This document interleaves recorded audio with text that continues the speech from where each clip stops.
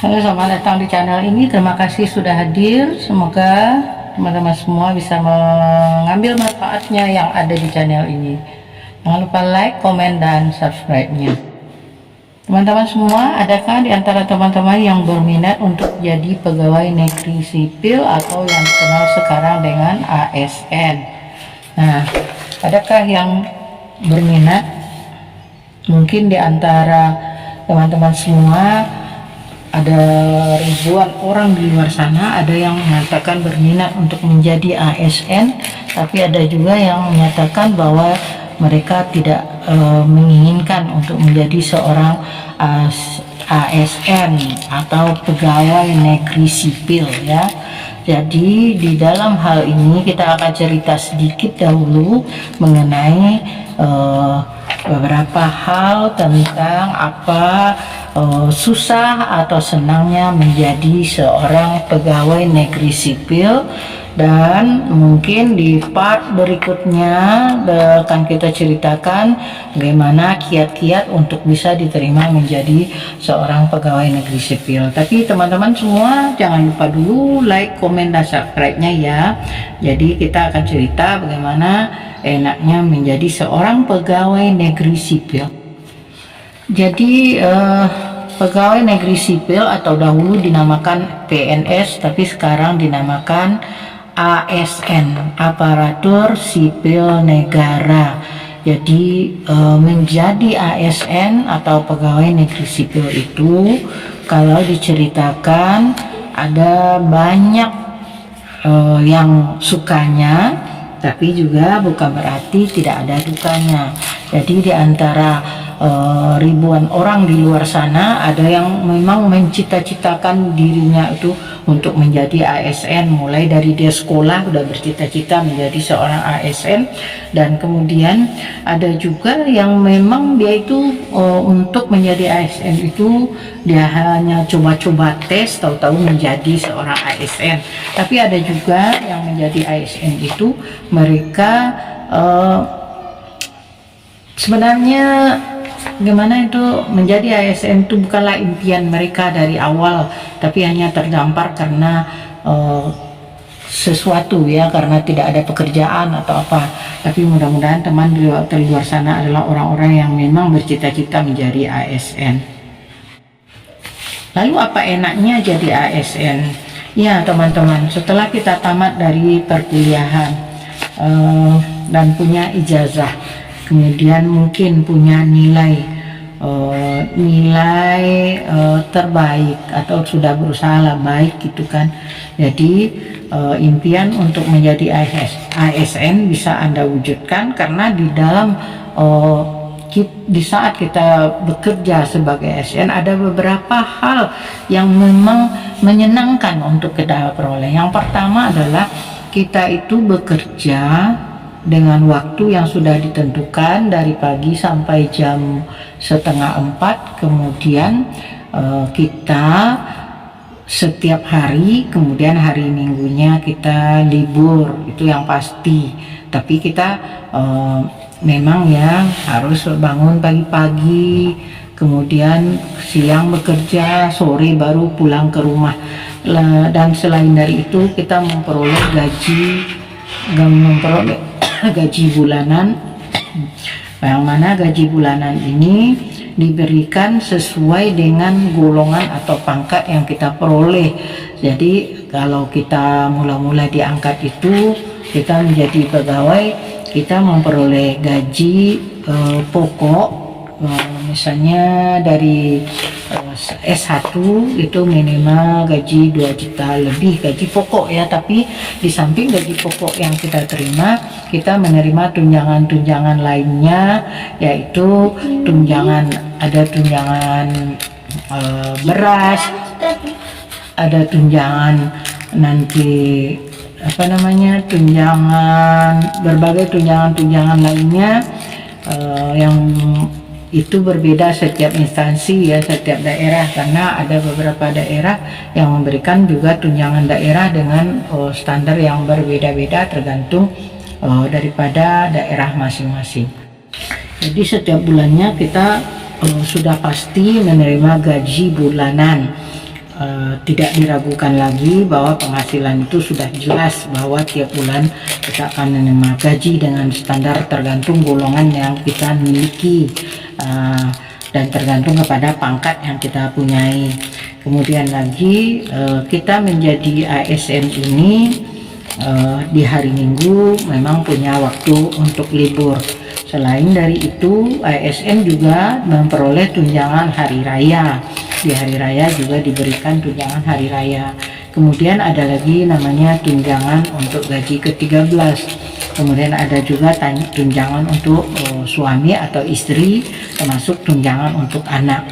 Kemudian kita juga mendapat jaminan kesehatan karena kita didaftarkan menjadi peserta BPJS, yang mana pembayarannya dipotong dari gaji kita setiap bulan, sehingga jaminan kesehatan kita dan keluarga sudah terjamin dan kita tidak perlu ragu lagi. Misalnya kalau ada keluarga kita atau kita yang sakit yang harus dirawat, itu kita tidak perlu memikirkan biaya untuk pengobatan lagi, kecuali sakitnya memang luar biasa dan kita menggunakan rumah sakit yang tidak ditanggung oleh BPJS.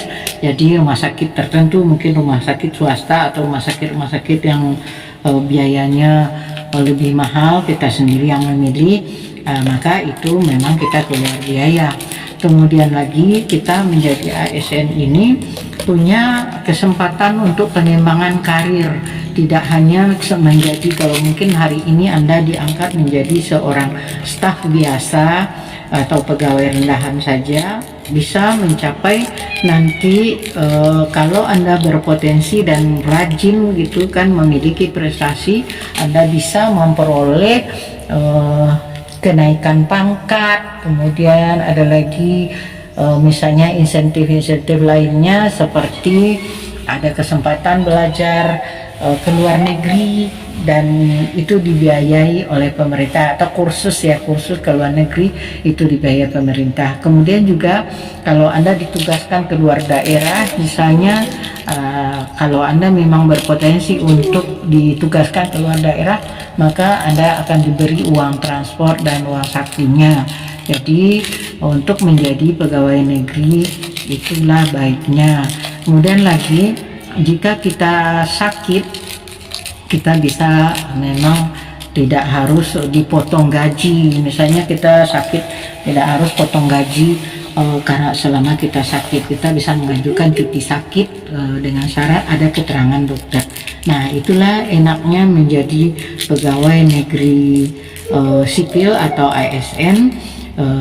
Di samping kita juga bisa memiliki jenjang karir mulai dari bawah sampai nanti menjadi yang tertinggi yang Anda inginkan. Kemudian lagi, selain dari ada suka duka sukanya, suka menjadi ASN, tapi ada juga yang memang susahnya.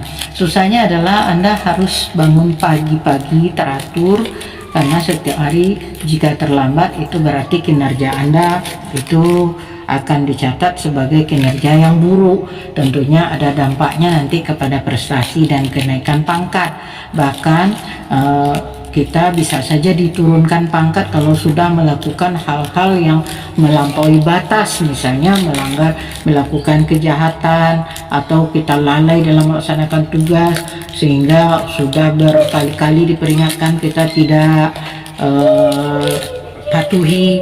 Jadi di sini kita memang diatur oleh aturan-aturan, yang mana diatur oleh aturan-aturan tertentu tersebut, tapi memang atasan langsunglah yang menjadi pengawasnya setiap kegiatan kita tersebut.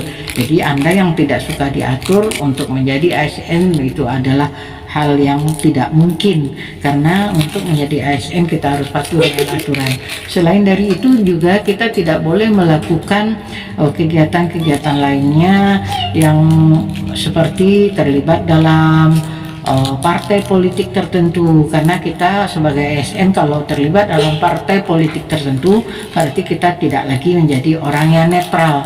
Kemudian lagi kita juga tidak dibenarkan melakukan kejahatan, kriminal misalnya. Kalau itu sudah dilakukan, otomatis nanti kita sebagai ASN akan diberhentikan secara tidak hormat. Kemudian lagi kita tidak boleh menggunakan narkoba. Jadi itulah gunanya di tes di saat tes kesehatan ini memang diperhatikan betul untuk menjadi ASN itu orang yang benar-benar sehat jasmani dan rohaninya. Kemudian tentunya orang yang stres, yang sakit jiwa tidak bisa diterima menjadi pegawai negeri atau ASN karena itu akan berdampak terhadap kinerja yang dia lakukan nantinya. Jadi kita memang diatur gitu kan, dan juga kita tidak bisa seenaknya untuk mengurus urusan pribadi. Misalnya kita ada kenduri, ada segala macam, dan kemudian kita harus pergi kemana mengikuti keluarga segala macam, itu ada aturan-aturan tertentu yang memang harus kita patuhi. Jadi bagi teman-teman yang berminat untuk menjadi ASN bisa menjadi bahan pertimbangan ini, cerita ini, karena menjadi ASN itu kalau nampak dari luar ya dikatakan suka atau enak, ya ada enaknya, banyak juga enaknya, dan tapi bagi mereka-mereka yang tidak suka diatur, ASN bukanlah tempatnya, karena mereka akan tiap sebentar diatur. Kalau terlambat nanti kita akan ditegur oleh atasan langsung kita. Mungkin kalau kita lalai dalam bekerja ada yang mengawasi, tapi tidak pun ASN, kalau saya lihat pegawai swasta pun lebih ketat lagi aturannya. Contoh lagi, saya pernah melihat di satu tempat, tidak usahlah disebutkan instansinya, bahwa jam kerjanya itu sangat ketat, setiap jamnya itu dihargai dengan harga tertentu. Jika memang kita tidak bekerja pada jam itu, maka jam gajinya dikurangi. Itu yang terjadi. Jika kita sakit juga, maka kita dikurangi. Ada beberapa perusahaan swasta yang melakukan hal demikian, dan malah lebih ketat lagi, dan kadang-kadang kita juga disuruh mengejar target tertentu. Jika tidak tercapai target, maka dianggap kinerja yang buruk. Jadi dia menjadi seorang ASN tidaklah separah itu, tetapi jangan dianggap menjadi ASN itu adalah wah santai, walaupun tidur di rumah gaji ada, itu juga tidak. Nah, itulah dia sekilas gambaran tentang ASN. Apakah Anda berminat menjadi ASN? Ayo persiapkan diri untuk penerimaan ASN tahun 2021. Demikian saja cerita kita kali ini. Nanti kita akan sambung ceritanya bagaimana tips menjadi seorang ASN, bisa lolos dari seleksi menjadi seorang ASN. Terima kasih. Jangan lupa like, komen, dan subscribe-nya.